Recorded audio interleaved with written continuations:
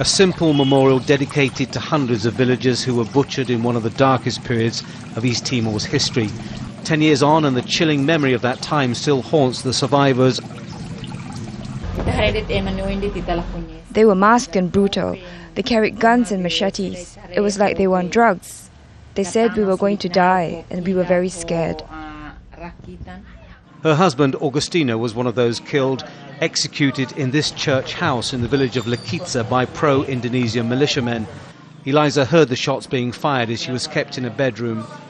Most of the victims, all men, have never been found. But the pain of that time has been compounded by the government's decision to release from prison a former militia leader, Maternus Bere. He was responsible for involvement in the killing of hundreds of people, including nuns. We need justice. Those people who committed crimes have to face the law, so the victims and the families of victims can heal and move on. Bere's release has provoked a wave of criticism, including from opposition political parties.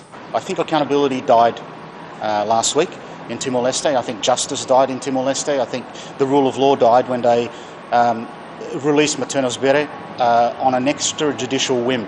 East Timor's decision not to pursue those guilty of war crimes is dividing society here. It's being seen by some as a capitulation by a government fearful of upsetting Indonesia, but disrespectful of those who died fighting for the birth of this nation. At the very least, the release was badly timed, coming around the 10th anniversary of the wave of slaughter that eventually led to the independence of East Timor, or Timor-Leste as it's also known.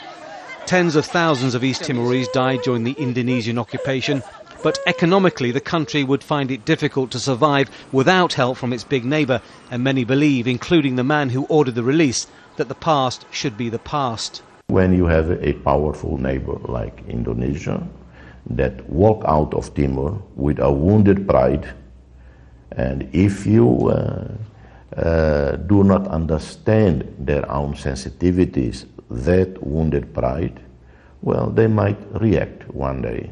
But the people are asking, where is the justice? The UN mission to East Timor has been investigating war crimes, but to date, less than 100 people have been prosecuted, all of them low-ranking militiamen, and no one from the Indonesian military. I'd say on the accountability side, if you ask me this question today, it has failed. It's a work in progress in terms of we haven't given up on it yet.